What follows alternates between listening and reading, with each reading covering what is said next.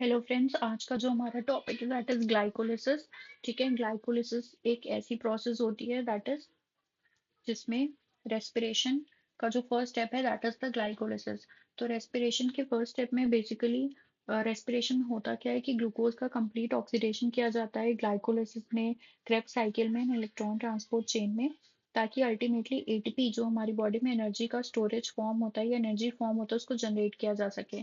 तो ग्लाइकोलिसिस की प्रोसेस से ही रेस्पिरेशन की स्टार्टिंग होती है। Glycolysis as a first step in the cellular respiration. Okay, इसकी लोकेशन जो होती है वो साइटोप्लाज्म होती है। It was given by Embden, Meyerhof and Parnas, तो हम इनको इस पाथवे से भी बोलते हैं। ओके, तो ग्लाइकोलिसिस की प्रोसेस स्टार्ट होती है जिसमें one molecule of glucose is converted into glucose 6 phosphate with the help of enzyme hexokinase or glucokinase if it occurs in the liver, and it requires this enzyme hexokinase requires a ion that is magnesium, and in this step it is a rate limiting step। ये जो step होता है वो rate limiting step भी होता है and एक irreversible step भी है। इसमें एक molecule of ATP यूज हो जाता है। ग्लूकोज 6 फॉस्फेट का एक molecule which is a 6 carbon compound, ये convert होता है fructose 6 phosphate में with the help of enzyme isomerase। Okay, and ये इसको भी Mg2+ चाहिए एज अ कोफैक्टर। ये जो एंजाइम है ये इनहिबिट हो जाता है अपने प्रोडक्ट के थ्रू। तो फ्रक्टोज 6 फॉस्फेट जो उसका प्रोडक्ट है वो इस एंजाइम को इनहिबिट कर देता है। फिर फ्रक्टोज 6 फॉस्फेट का one molecule PFK, one enzyme that is फॉस्फोफ्रक्टोकाइनेज 1 को यूज करके फ्रक्टोज 1,6 बिसफॉस्फेट में कन्वर्ट हो जाता है। इस एंजाइम को भी Mg2+ चाहिए काम करने के लिए, और इस स्टेप पे भी एक ATP का मॉलिक्यूल यूज हो जाएगा। ठीक है, fructose 6 bisphosphate which is a 6 carbon compound, उसका भी एक मॉलिक्यूल यूज होगा और वो चेंज हो जाएगा ग्लिसरल्डिहाइड 3 फॉस्फेट में with the help of enzyme aldolase. Aldolase को वर्क करने के लिए जिंक चाहिए। It is a reversible step. फिर इस ये 6 कार्बन कंपाउंड था, एल्डोलेज ने इसको 3 कार्बन के 2 कंपाउंड में चेंज कर दिया, glyceraldehyde 3 phosphate and DHAP di hydroxy acetone phosphate में। उसके बाद ग्लिसरल्डिहाइड 3 फॉस्फेट चेंज हो जाएगा 1,3 बिसफॉस्फोग्लिसरेट में with the help of glyceraldehyde 3 phosphate dehydrogenase. ये जहां पे भी डिहाइड्रोजिनेज एंजाइम यूज होता है वहां पे NADH प्रोड्यूस होता है। तो यहाँ पे दो मॉलिक्यूल्स NADH के प्रोड्यूस हो जाएंगे फ्रॉम NAD, क्योंकि ये दो मॉलिक्यूल्स थे इसीलिए दो NADH प्रोड्यूस हुए हैं। फिर 1,3 बिसफॉस्फोग्लिसरेट चेंज होगा 3 फॉस्फोग्लिसरेट में with the help of phosphoglycerate kinase. इस एंजाइम को काम करने के लिए Mn2+ चाहिए, और यहाँ पे दो ATP प्रोड्यूस होंगे क्योंकि दो मॉलिक्यूल्स थे, और इस स्टेप को हम सबस्ट्रेट लेवल फॉस्फोराइलेशन भी कहते हैं। उसके बाद 3 फॉस्फोग्लिसरेट कन्वर्ट होता है 2 फॉस्फोग्लिसरेट में with the help of enzyme म्यूटेज। इसको Mg2+ चाहिए काम करने के लिए, और ये एक रिवर्सिबल स्टेप होता है। 2 फॉस्फोग्लिसरेट कन्वर्ट होता है फॉस्फोइनॉल पायरुवेट में। इसके भी दो मॉलिक्यूल्स में कन्वर्ट होता है with the help of enzyme enolase. Enolase को काम करने के लिए Mg2+ एंड Mn2+ चाहिए। फिर PP कन्वर्ट होता है पायरुवेट में which is a with the help of enzyme pyruvate kinase. Pyruvate kinase को वर्क करने के लिए पोटेशियम आयन चाहिए होता है, और ये भी एक सबस्ट्रेट लेवल फॉस्फोराइलेशन है क्योंकि डायरेक्टली ATP प्रोड्यूस हो रहा है, इसीलिए हम इसको सबस्ट्रेट लेवल फॉस्फोराइलेशन कहते हैं। तो दो ATP के मॉलिक्यूल्स दो ATP में प्रोड्यूस होगा, और यहाँ पे एक वाटर का भी प्रोडक्शन होता है। ठीक है, दो वाटर मॉलिक्यूल्स भी जनरेट होते हैं। तो at the end of glycolysis इसमें वन मॉलिक्यूल ऑफ ग्लूकोज का कंप्लीट ऑक्सीडेशन होता है, और क्या प्रोड्यूस होता है, टू मॉलिक्यूल्स ऑफ पायरुवेट।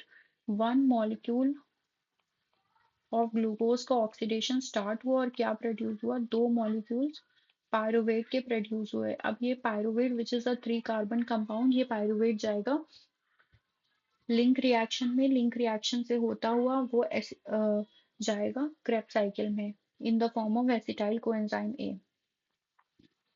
तो ग्लाइकोलिसिस 10 स्टेप की प्रोसेस है। 5 स्टेप जो स्टार्टिंग के हैं वो प्रिपरेटरी फेज होते हैं जिसमें ATP यूज होती है, एंड लास्ट के जो 5 स्टेप्स हैं वो पे ऑफ फेज है जिसमें एटीपी प्रोड्यूस होती है। ठीक है, तो अल्टीमेटली यहाँ पे 2 एटीपी यूज हुई थी और 4 एटीपी प्रोड्यूस हुई थी, तो ओवरऑल हमें जो नेट रिजल्ट मिलता है एटीपी का, उसमें हमें 2 एटीपी मिलती हैं, 2 एनएडीएच मिलता है आफ्टर द ग्लाइकोलिसिस। एंड जब ये एनएडीएच इलेक्ट्रॉन ट्रांसपोर्ट चेन में भी चला जाता है तो इससे टोटल 5 एटीपी के मॉलिक्यूल्स जनरेट होते हैं, तो ओवरऑल जो नेट प्रोडक्शन होता है ग्लाइकोलिसिस में वो 7 एटीपी का होता है। ठीक है, इनहिबिटर्स एंड एक्टिवेटर्स हैं। हेक्सोकाइनेज का जो एक्टिवेटर है वो एटीपी है, और इनहिबिटर जो है वो ग्लूकोज 6 फॉस्फेट है जो कि इसका प्रोडक्ट था।